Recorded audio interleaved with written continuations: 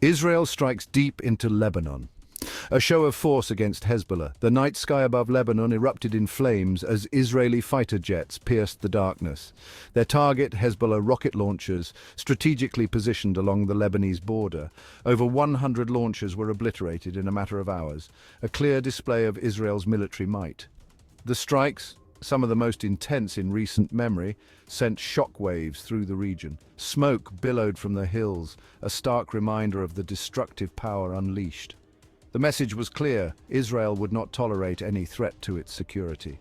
The roar of explosions reverberated across the Bekaa Valley, a Hezbollah stronghold. The targeted sites, according to Israeli officials, housed weapons capable of striking deep within Israeli territory. These strikes, they argued, were not merely retaliatory but preventative, aimed at crippling Hezbollah's ability to wage war.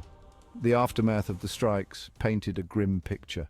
Twisted metal and debris littered the landscape, evidence of the precision and ferocity of the attack. The smell of explosives hung heavy in the air, a chilling reminder of the violence that had unfolded.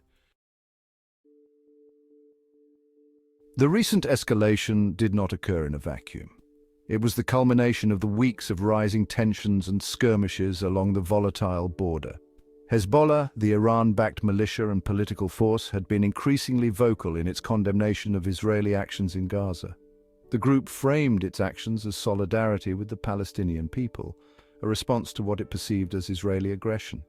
The conflict escalated dramatically when Hezbollah launched a barrage of anti-tank missiles and drone attacks into Israeli territory. 2 Israeli soldiers lost their lives in the assault, a red line crossed in the eyes of many Israelis. The government vowed swift and decisive action, and the retaliatory airstrikes were not long in coming. The attacks on Hezbollah, however, were not universally viewed as justified. Some critics, both within Israel and internationally, questioned whether the response was proportionate, warning of the dangers of further escalation. Hezbollah leader Hassan Nasrallah, a figure revered by his supporters and demonized by his enemies, took to the airwaves. His message was one of defiance. He accused Israel of perpetrating a massacre and effectively declaring war on Lebanon. Nasrallah, known for his fiery rhetoric and unwavering commitment to the Palestinian cause, vowed to make Israel pay a heavy price for its actions. Despite suffering significant losses in the Israeli airstrikes, Hezbollah remained resolute. The group, with its vast network of tunnels, bunkers, and weapons caches, had weathered Israeli offensives before. Its fighters, battle-hardened and ideologically driven, were prepared to fight on. The specter of a wider conflict, one engulfing the entire region, loomed large. Section 4. The World Reacts, a chorus for restraint and diplomacy.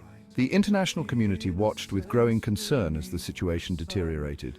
Condemnations poured in from world capitals, urging both sides to exercise restraint and seek a peaceful resolution. The United States, a staunch ally of Israel, found itself in a delicate position. While reaffirming its support for Israel's right to defend itself, the Biden administration also stressed the importance of avoiding civilian casualties and preventing further escalation. European leaders echoed these sentiments, calling for an immediate ceasefire and a return to dialogue. The United Nations, often criticized for its ineffectiveness in resolving such conflicts, scrambled to mediate. Section 5. The Human Cost of Conflict, a region grappling with trauma. Lost amidst the geopolitical maneuvering and military calculations was the devastating human toll of the conflict. On both sides of the border, families huddled in fear as bombs rained down. The constant threat of death from above had become a terrifying reality.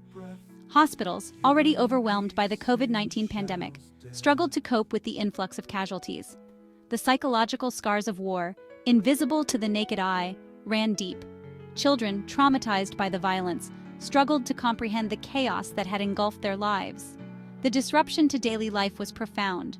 Schools were closed, businesses shuttered, and essential services disrupted. The conflict, once again, had plunged the region into a state of humanitarian crisis. Section 6. The Uncertain Future, a Looming Shadow over Peace. As the dust settled from the latest round of fighting, an uneasy quiet descended upon the region. The ceasefire, brokered by international mediators, remained fragile. The underlying issues that had sparked the conflict remained unresolved. The cycle of violence, it seemed, was destined to repeat itself. The future remained uncertain, clouded by mistrust and animosity. The only certainty was that the people of Israel and Lebanon would continue to bear the brunt of this seemingly intractable conflict. The international community, for its part, faced the daunting task of breaking the cycle of violence and forging a path towards a just and lasting peace. Children's laughter turns to cries, innocence under darkened skies. Lives are shattered, hearts in pain, tears of sorrow like the rain.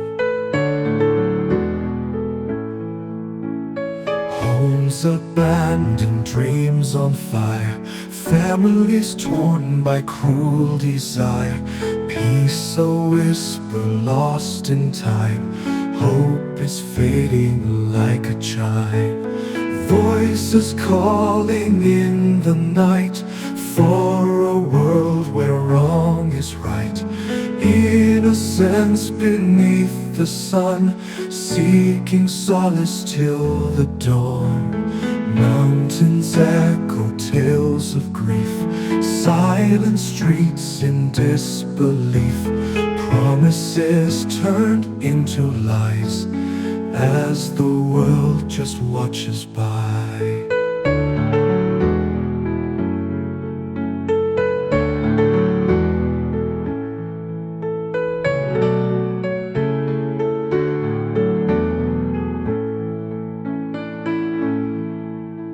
Homes of flowers trampled down, truth and justice hardly found.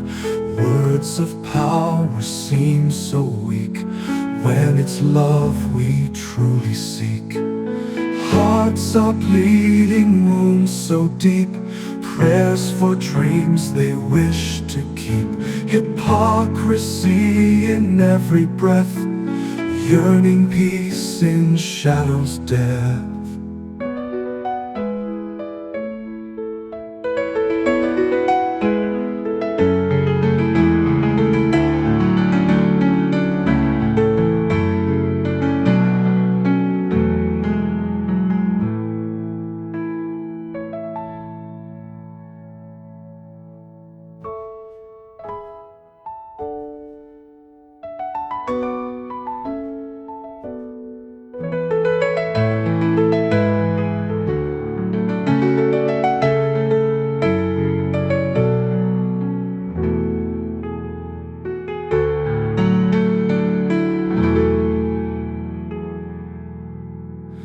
Voices calling in the night for a world where wrong is right. Innocence beneath the sun, seeking solace till the dawn.